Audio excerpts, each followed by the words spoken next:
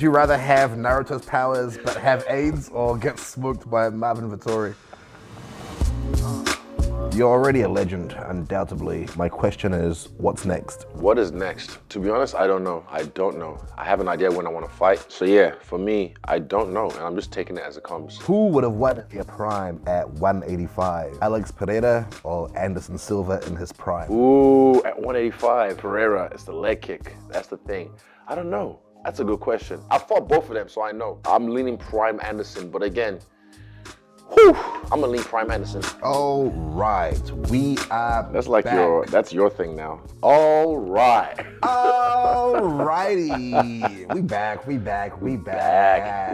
It's been a long few weeks. Long few weeks. Been on the road, fight week, Saudi, Dubai, Sydney. So now we are here to answer questions from the streets. Yeah, give us a little intro.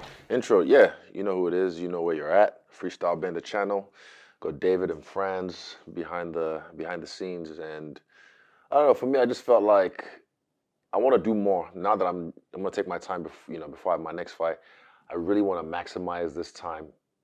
Like, cause when you sent me the analytics and the insights for fight week and post fight week, like on Stylebender and stuff, I realized, oh yeah, once I hit, I think 1 million, I stopped really trying to grow my channel, my Instagram. I kind of just like, and then, cause I just expected to grow just from the work, but now I'm like, right, I want to get to the next level and really put work in with growing my channel, and I know how to do this. I did it myself, never bought followers, like some of you.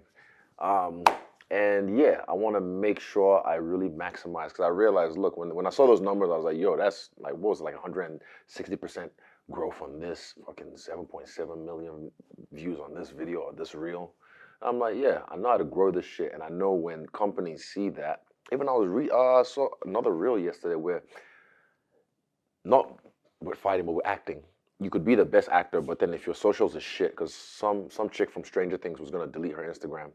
And her agent was like, "Yo, you delete it, sure, but these casting agents or casting directors, if you don't have a thing, because they really look at that stuff." So I was like, yeah, let me really maximize. So here we are, maximizing. We made a post inviting people to ask questions on YouTube, Facebook, Twitter, Instagram, everything else. So we will get into it. Benny Mahoney Boxing. Something that matters to you above all else, above all things. What is that?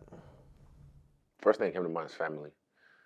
Family. I think regardless, so I'm blessed to have a family that supports me, and I support them in like a good family unit. But again, not everyone's blessed to have that.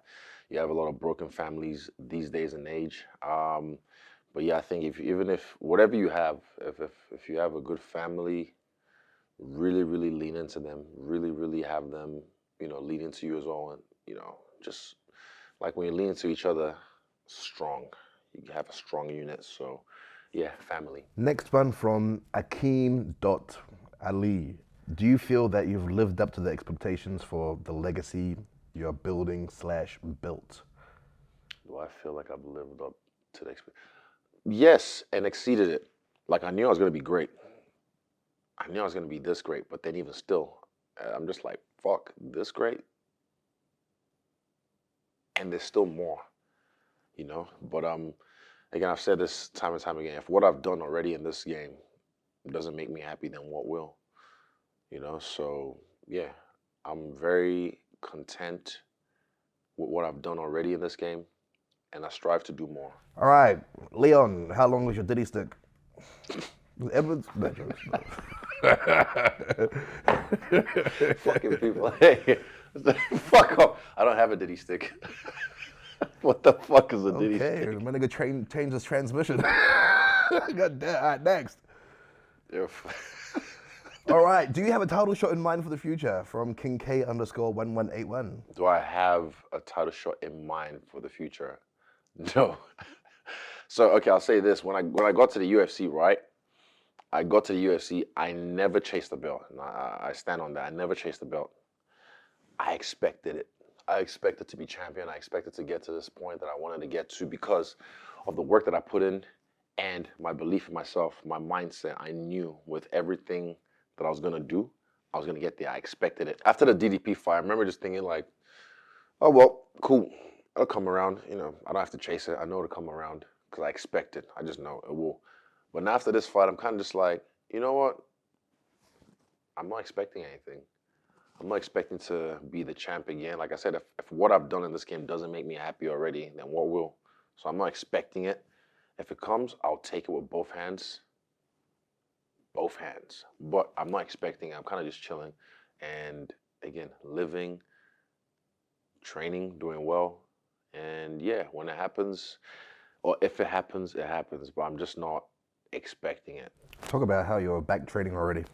Oh yeah, I mean, I'm just training. I don't post my trainings. Because when I start posting my trainings, I know what the IG is like. Then they get all these MMA fans start to like, oh, he's getting ready again. I'm like, bro, I post the living shit, like living, not really, training.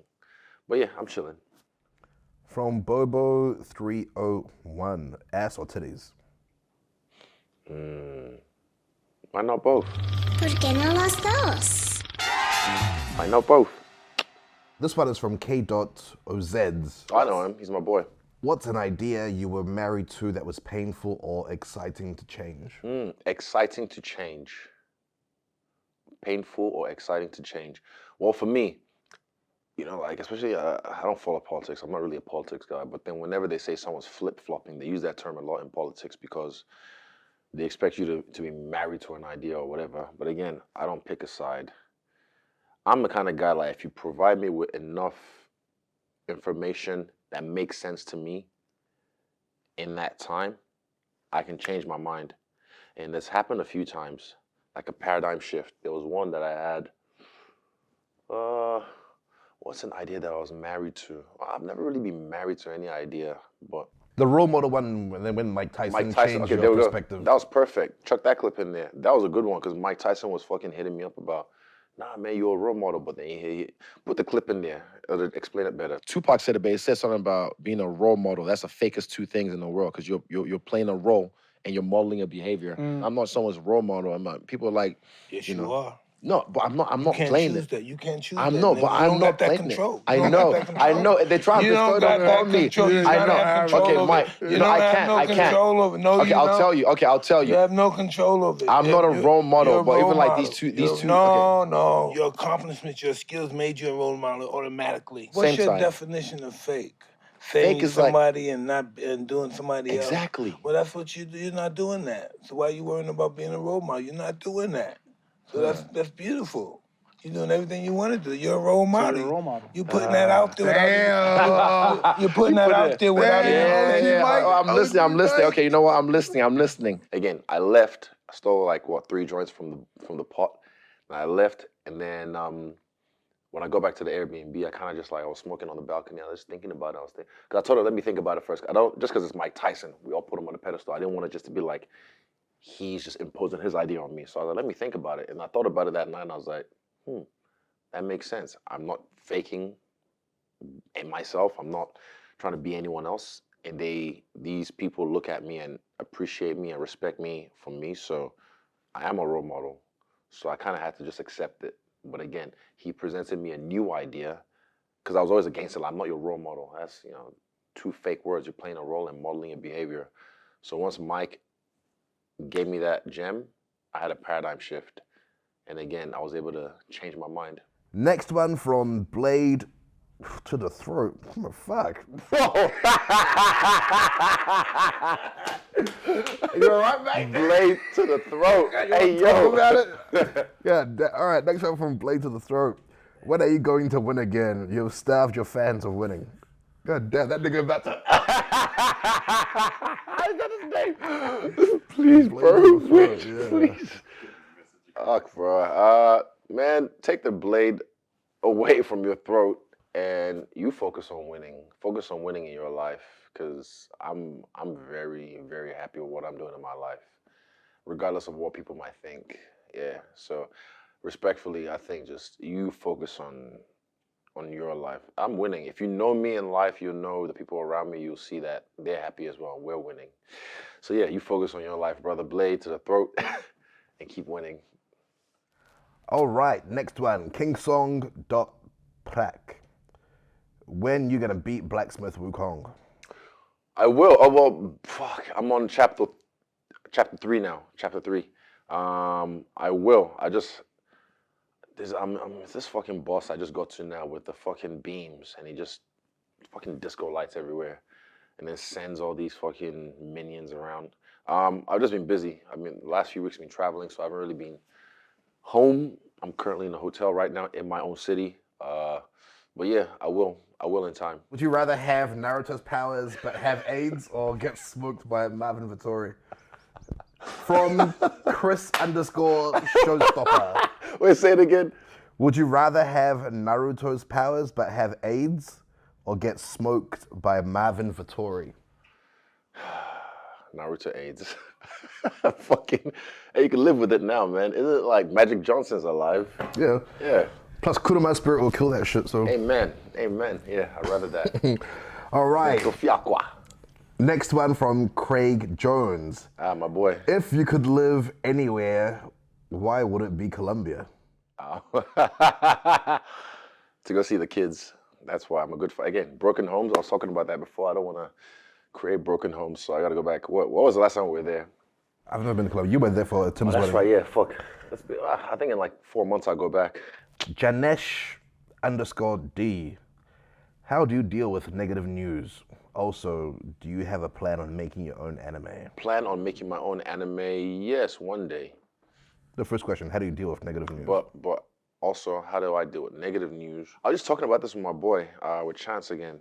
I was talking about with Chance the other day. I was talking about life and stuff, and when life is good, you just fucking like flowing.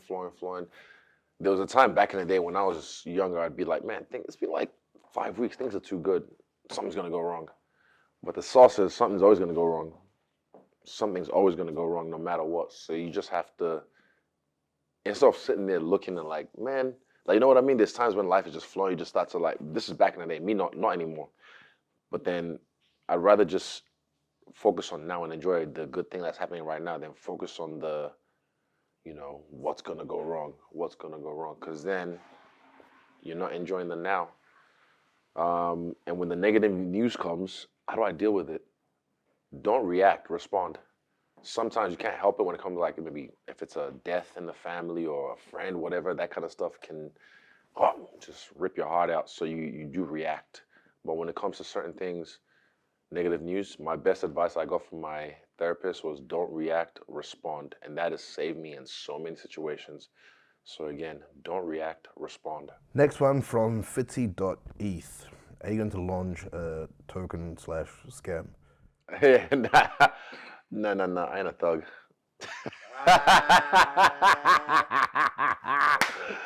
That was good. No, I wouldn't do that because I see so many people do that and then like, what do they call rug pull or whatever. But again, I'm not, if I want to help you guys make money, I'll make sure we're making money together collectively, Okay, this one is from Harris. In life, if you could relive a moment in time, what moment would you relive? In life. Is that your life or is that like time in general? That's a good Anytime. question. Fighting first, I'd love to feel, to be honest, that Gaslam fight, as rough as it was, at that moment, I'd love to feel it again. But you can't recreate it. You can't recreate that. Even if I have another war, that would be its own thing. That moment with Gaslam, the fight, the adversity, everything leading up to it, me sacrificing my whole life for Pakistan. Put the meme in there. I love Pakistan, I will sacrifice my life for Pakistan! Sacrificing my whole life, like willing to die, and then listening in and hearing my name get raised, I'd love to feel that feeling again, just to feel it twice. Not that I'm, I need it, but if I could, I'd love to feel that feeling again. Next one is from Desond Jibby. Are you okay? ? Like genuinely. Yes. The thing is, I think, again, I've said this, most people always think, they'd react to things that happen to me. They wonder like how they would react is how I'd react. Like, again, I've said this respectfully, we're not the same. We haven't achieve the same things. We don't walk the same lanes. I deal with things a lot differently. Like example, the best ones are like when I watched Kurama the other day, these guys who were like a demolition crew pulled up, and the guy, one of them was like, man, how lucky on your last fight, but you did great. I loved that, eh? And I was like, thank you. Like that was one of the first ones. I was like, man, thank you. Like I did do great, and I was really proud of my work. But the ones I hate, and I feel like these are sometimes fans, but also like I felt a few couple who aren't fans, and they just want to like, it's their way of letting me know like, luck, mate. Fuck, you'll be back. Like if you really feel that way, I'm being honest, get over it. I feel good. I feel fine. Like my life is awesome. I don't have to worry about anything. I don't like to brag, but trust, I'm good. I hate the sympathy when they start to like, yeah, mate, hard like, I'm like, bro, yeah, like get away with that energy. But when someone comes up and be like, bro, fucking mean fight last time, man. You know, hard luck on the fight, but fucking, I'm like, man, thank you. Because again, they're looking at it from a positive aspect rather than looking at the negative. I'm like, bro, the loss happened. I got over it like within a day. So it's like people, and I think they still want to let me know I feel sad. I was like, bro, carry on with the day. You don't. There's different people out there. There is those people as well, but then I know. I felt them, but again, I just like. But also there is like because you know the statue that you have in the sport and whatnot. It's like when Anderson Silva lost, it's like, oh, I'm fucking 2 weeks bed rest type shit. Oh like, yeah. There is those people as well, but that's just like genuine. Okay. Also, for those people, I'm fine. I promise you, I'm okay. There's nothing about that. Was again, like I said, fair game. You know, we shot a fair one. He beat me, and that's it. That's what a real man does. You have a fair fight. You win or you lose, you move on. You move forward, and I'm moving forward. I'm not dwelling. I'm not campaigning for a rematch or whatever. I'm just like, yeah, let's move. Like, you know, but yeah, I'm fine. I'm genuinely and like, I'm fine. yeah, because I remember that too when Anderson Silva, you know, had those losses before, you know. Yeah, I just once you mentioned that now, I was like, oh yeah, true, that's right. Because Like, I remember you can't fucking. I was at the one, the Uriah Faber one. I remember going back to the motel because it was the Apex. I went back to the motel afterwards. Even I saw him walking by. I purposely didn't approach him because I just let him have his moment. And I said, what's up to his kid, Khalil. But then I went back to the motel. I remember the motel, we were all sitting there just kind of like, man. So I do understand that. So thanks for bringing that up. But yeah, I am fine. I just don't like people. I don't like fake sympathy, and also I don't like sympathy. Like fuck all that. Yeah, but that's all love. I know. Yeah, it's love. But again, but there's those people that like, you know, that. He's a devil's advocate. He's protecting them. Okay, yes. But I'm saying this. Look, I'm fine. Please, just if you see me, show love. If not, keep moving. Yes. What is your favorite quote? Who is it from, and why? One of my first ones was "Get Rich or Die Trying," 50 Cent, and this was when I was working at Domino's in Rotorua. I remember. Used to bump that all the time. As my life, like, you know, progressed, I understood it. And it applies to so many different areas in life. It's not just about money. Get rich or die trying is just saying, like, I'm going to do what I have to do, or I'm going to die trying. Second question is, what is, from the same guy, what is your favorite dog breed? My favorite, okay, let me see. My favorite dog breed would be Pitties, Pit Bulls. I like Pit Bulls because, as a black man, I understand them. I understand them because, well, like when I had Millie, rest in peace, when I had him, and we'd walk the streets, and mostly I'd always know it'd be Indians, old whites, or Asians. I'd see them cross the road, and then when I glance back, they're crossing back, and I'm wondering, I mean, I'll just giggle like me, I mean, like, it's kind of funny, like, is it you or me? Who do you think they're scared of, you or me? But, yeah, any kind of like Sean the breed sometimes, I like to, you know, the dangerous breeds. I'm like, nah. Because again, as a black man, I understand because a lot of people in the world look at us as like dangerous breeds. Even though we're not, let's not go down history. But yeah, I think like, yeah, Pits are my favorite, probably favorite breeds. But also I like Toothless, she's a Roddy. I don't have one, but Dobermans, they look cool. I think I look like a Doberman. Just need one of those, the ears. Random mention, Kurdish Kangals. I think they're cool. And I think if you get one that's soft-natured, maybe because they're shepherd dogs, working breeds, they kill wolves. They kill wolves to protect the herd. So yeah, that's an honorable mention. Next one from Death by Pancakes. How many years would you like to live? Death by Pancakes. inshallah, God willing, if nothing tragic happens, I think I'll probably be over 100. Well, I think everyone would at this stage because of the way. I think it's open-ended, like you'd be a vampire or Oh, open-ended. How long would I like to live? You know what? Okay, open-ended. Give me 500 years old. I just want to see. If it gets too much, I'll just like check out. If it gets too much, I'm sick of these humans. Let me go to the spirit realm. I said, I'll just check out. Yeah, but yeah, 500 is a good number. I just kind of I want to see what happens, or what the world would be like then, or freeze me till I'm 500 years old, and then let me see. Next one from Jenny Football 26. Favorite song right now? Right now, I'm still bumping "Downfall Driver" by Omizi. But right now, let me see. What do I have on my list? Omizi, "Downfall Driver." If you understand, you know. But yeah, that one for it. I like, because music is a great tool. I use music for so many things, and also I've been learning about the frequencies of what music you listen to and blah blah blah blah, but also the content. Like, I like positive music, and "Downfall Driver" is a positive song about, like, he's even saying, only good days for my calendar, you know, countless ups and downs. I thank God for that. I feel that. So yeah, for me, "Downfall Driver" or Mizi. Next question from Roman David 007. Why China? Question mark.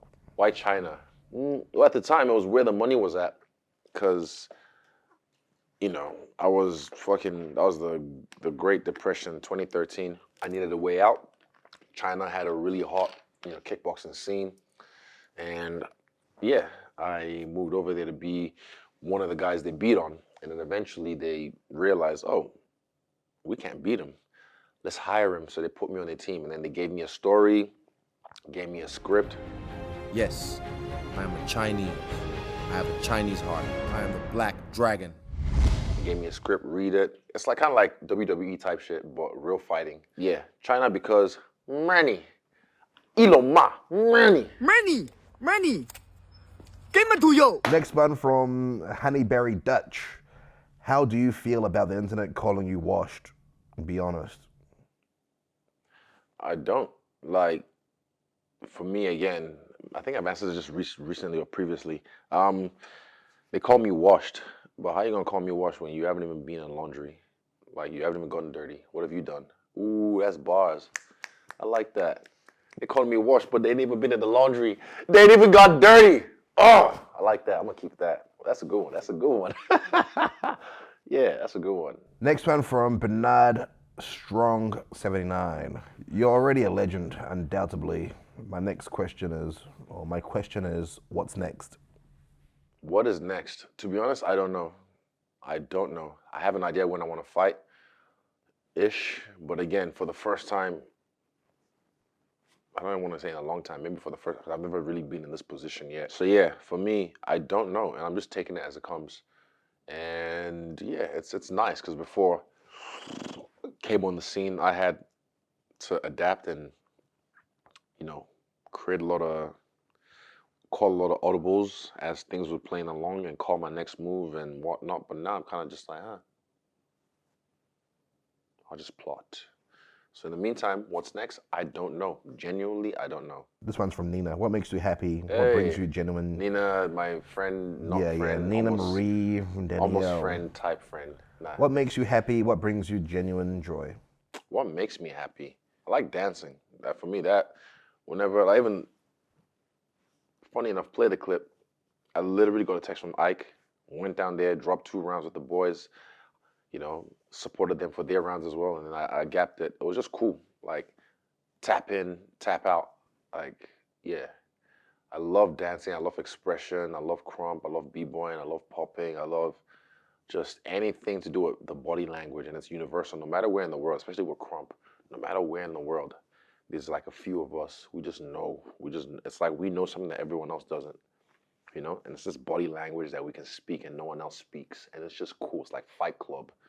You know what I mean? So I just kind of like, yeah, that makes me happy, like at my core. If I wasn't a fighter, I'd be a dancer. Guaranteed.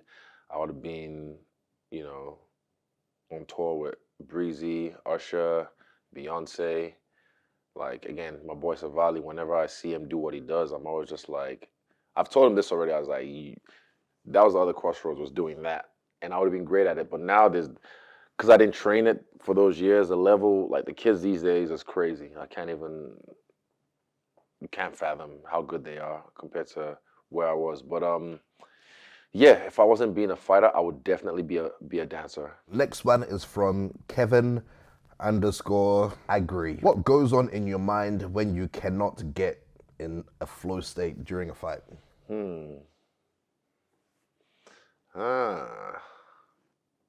What goes on in my mind? I'm thinking of thinking. That's the thing. I'm not flowing, I'm thinking. I don't like that. I'm thinking and I'm trying to set things up rather than flowing. When you're flowing, it's different. Like in my last fight, first round, I was flowing. I wasn't thinking, you know. But again, a fight like the Strickland fight, I was thinking too much. Once I got dropped and I couldn't get into that rhythm, I started thinking and trying to think, okay, what's next in the bag? What's next in the bag? Don't think, flow. If you can't flow, don't think. The flow will find you, maybe. I don't know.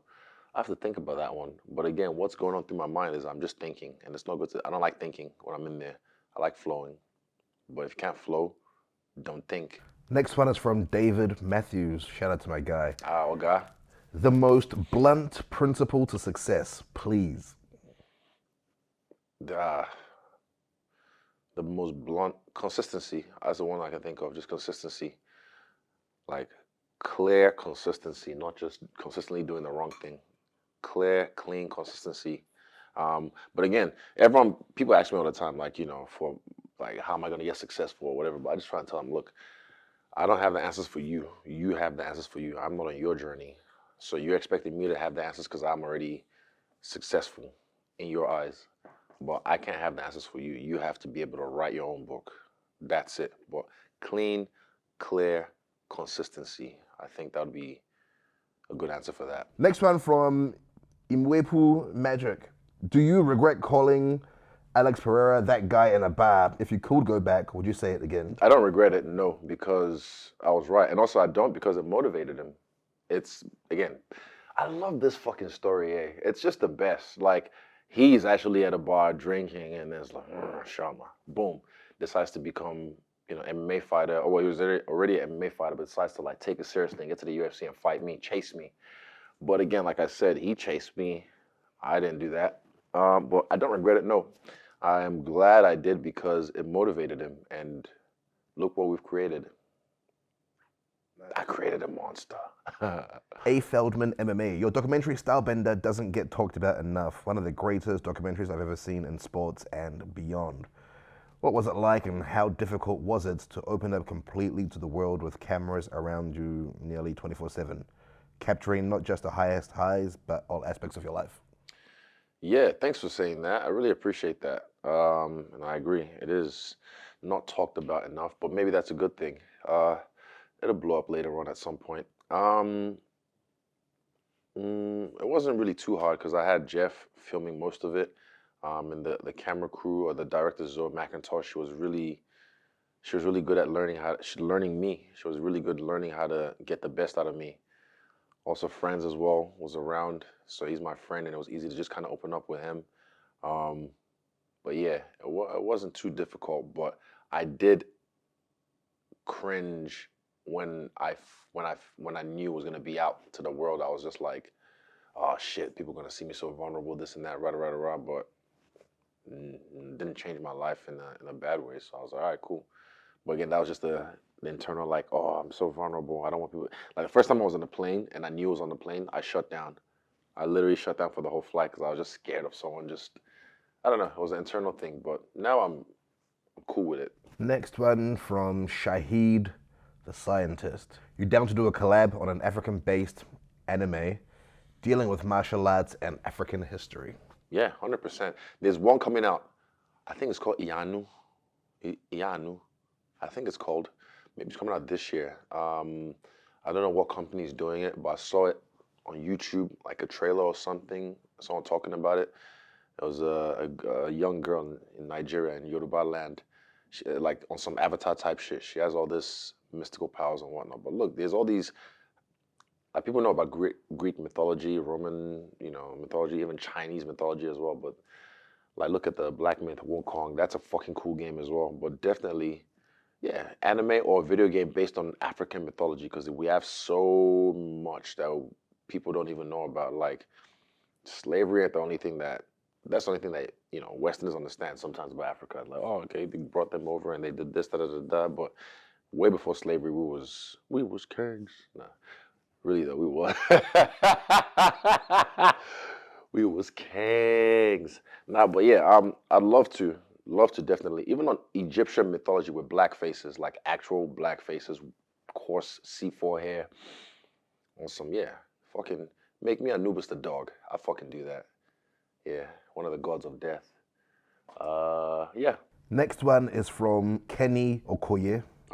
What do you personally think is your cleanest performance out of the following? Costa, Pereira 2, Whitaker 1, Tavares, and I'll add Brunson in there as well. True. I'd say, fuck. Now, Whitaker, the first one wasn't my cleanest because Did Brunson land much in that fight? I just try to hold my shorts. Did he even like strikes wise? Did he land even anything? No, nothing. Nah, he just held on. I'd say Costa. Costa definitely was my cleanest performance because we were both undefeated. He was the guy that he walked down Romero, as everyone was saying at the time, and he's gonna just run through me. But then I ran through him like a train.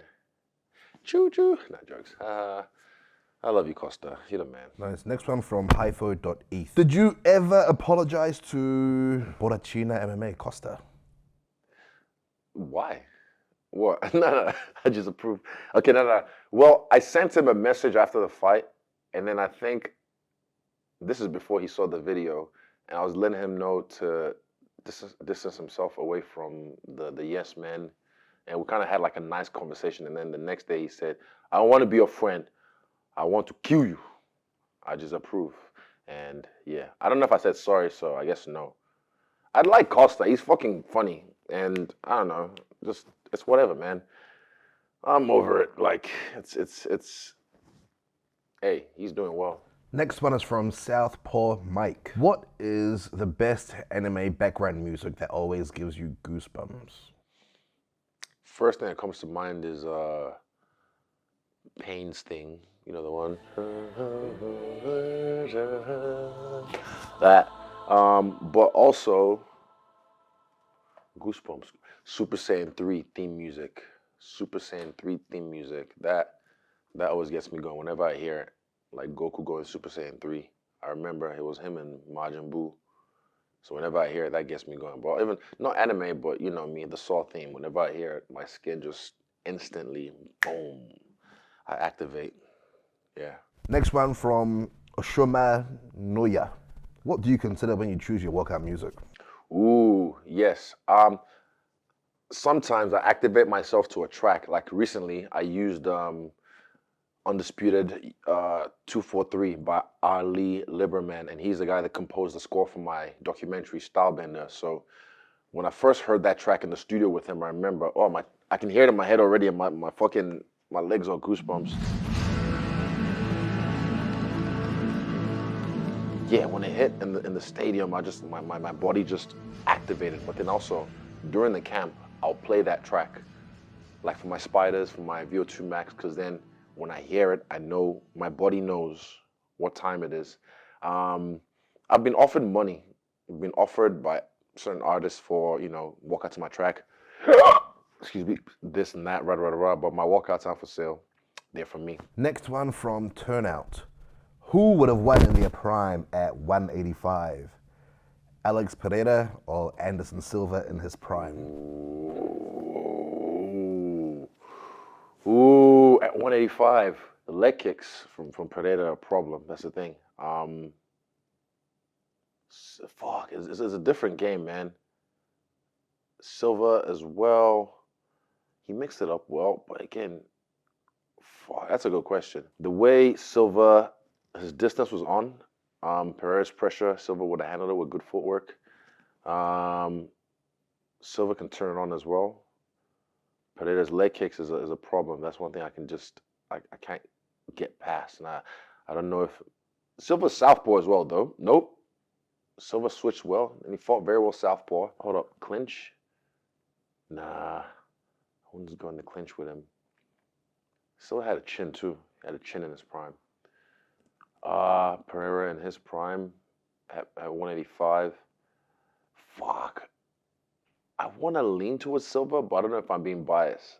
Again, that's just, I gotta get over it, eh? Nah, I think it's that kid in me that's still like, oh, but again, I'm trying to think. Fuck, he was, I want to lean Silva.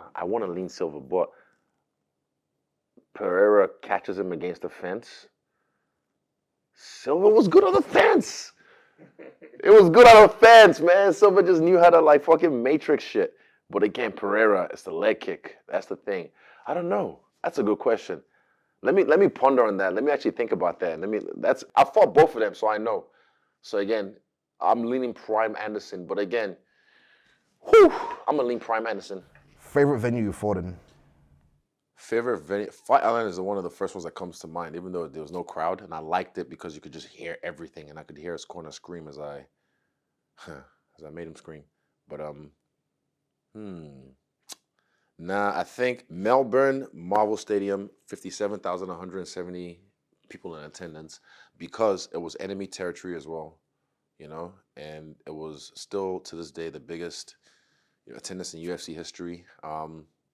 The magnitude of the fight itself, you know, and I remember the rumble because I remember when I first watched someone walk out in, I think it was Etihad Arena at the time, UFC 192 or 193, I can't remember. And I heard someone come out to AC/DC, for those about to rock. But the beginning riff, I was in the nosebleeds, and I remember hearing the boom. And I was like, oh, fuck. Like, it fucking shivers, bro. So I thought to myself then, like, I can't wait till I do that one day. And then I did it one day with Hype to Hype by Big Rules, and I did a fucking dance, and then went in there, won the fight in spectacular fashion, and then exited on my own vibe as well. So yeah, I think that'll be my favorite venue to this date. But Fight Island, because I was on COVID, on some Mortal Kombat shit, like we're fighting in front of some billionaires on a private island, may the best man win. And I did. How do you handle being so emotional and not acting on those emotions? I'm as emotional as you, but they always grab the controller. You're the man champ. How do I handle? Learn. You learn from your experiences. Like example, I openly said, you know, the fights I had before this, I was a little bit, it was personal, so I was in my feels a little bit, and I didn't like that because I was like, that didn't serve me well. And I should know this. I've known this, but again, there's some stuff that I had to deal with that I don't like to, you know, blah, blah, blah, blah.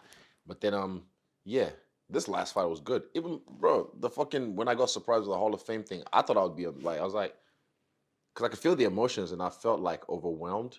Well, not overwhelmed, I just felt the emotions like, oh man, this is so much love because everyone showed me so much love. And I was just like, I'll just bask in it. And I didn't let it out. So it was good just to learn how to appreciate the love without leaking. But how do I handle that experience? And also really, really sitting with yourself and asking yourself the tough questions. From Caden Riley. What's the recuperation process after a loss compared to after a win? How do you get your mentality back after both? And what steps do you take to get your physical health back up after? Back up to par after. Compared to a loss after a win. Okay, let me compare. We'll start off just the recuperation process and how you get your mentality back after both. After a win, man, like again, my plan was after this fight, you know, if I won, I was just like, cool. Because again, this fight, there was nothing personal. It was just a good game. So same thing, the same way I woke up to him and said, hey, good game. That was my plan. Good game, brother. Nothing like that. I didn't really have any like ideas in mind or any feeling to like really, I didn't want to, even if it was a knockout or submission, I didn't want to get out there and just, because the energy would have, boom, I didn't want to bask in it too much. I'm just learning how to handle things differently at this stage of my career while still I like giving, you know, like the editors and stuff something to work with. But I just wanted to be more mellow. I wanted to be more mellow and just try that out because I've never really had that after a grand win. But losses as well. Whenever that happens, again, like this one, I was just like, oh, good game. Show respect. How do I so repeat the first bit? The first book was just comparing pretty much Wins how and you losses. feel. How do you feel? Yeah, wins How and do I- losses. how do I you come back? Recoup. Recoup. Mentality back. Okay, so after this fight, I went to the what do you call it? The tent, the doctor's tent, and that's when I could really feel the emotion. I was like, fuck. And then Eugene came in, and then he just like he could tell I was emotional, and then I just like I let it out there, purged it, and after that, boom. And he said like, man, you did everything right, brother. But sometimes the big guy upstairs has another plan for us. I'm like, bet. And I agree. So I was like, it's God willing. This is God's plan. And that kind of makes things a lot better and it makes sense now that I'm here. The way things have been flowing, I don't know if things would have been flowing like this if I'd won the fight. Because then I'd have all this external stuff coming at me, and I might not even be in NZ right now. I might be somewhere. I would have tried not to, but again, God's plan. Sometimes you give it up to the higher power, give it up to like someone greater than yourself. But I love the way things are flowing right now, like the way my life is moving personally, the steps we're taking, like moving to and this and that. Broke boy doing well. Yeah, it's good. So there's ways. I think it's just, to be honest, checking in with yourself, checking in with the people that really care about you, and making sure that they're okay as well. That's the main thing, because they care about you. Yeah, after a win as well, like the thing is, I've seen this shit happen so many times. After a win, I said the vulture's always there. The vulture's always ready just to like, nip, nip, nip, nip. And vultures normally eat carcasses, but if you're thriving, they stick around too. They try and nitpick and get what they can. Like a lot of people try and say, I'm friends with Stylebender, I'm friends with Izzy Stylebender, but I'm like, you've only ever seen me outside clubbing. You've only ever seen me at a concert. Some people I don't even know their name, but I'm friends with them. But I'm like, and I've heard people, oh, do you know this? I'm like, no, I don't know that person. They show me a picture. I'm like, oh, no, I only ever see him when I'm fucking outside. But I think people say that I'm their friend because it only benefits them. I don't know you. I don't even know your name. So yeah, main thing is learning how to distance myself from all that, and I have. I'm really happy that I have, because it serves me. I don't like hanging around with all these, the rest of them, because they don't serve me. And when I say serve, I don't mean like serve me as in servants. I mean like serve me as in what purpose do they serve? What are we doing together? Do we hang out? Do we get money together? Do you help me train? Do I help you train? Do we lift each other up? Nope. If I just see you and I go, you want a shot? Boom. Oh, I want a shot? Boom. And that's all we are, then we're not really friends, are we? It only serves you to say you're my friend. Yeah, well, that was it. That was fun. I have to go see my physio. What time is it? Get it. Oh, Fuck me, bro. fucking what time is it? Oh, I gotta go see my physio. It's the time. There's a lot more questions. I think if you want a part 2, let me know below, because we still have heaps of questions. Also, if you want a part 2, drop more questions in the comments and I'll get David to sift them out, the good ones. And yeah, we might do a part 2. I like doing these because it's different. I enjoyed the questions or something. Even the fighting ones, there's a couple basic questions in there, stupid hoes. But yeah, keep it up. Easy. Be kind, stay dangerous. Hey guys, what's up? Izzy here. Like, subscribe, and comment if you enjoyed this video.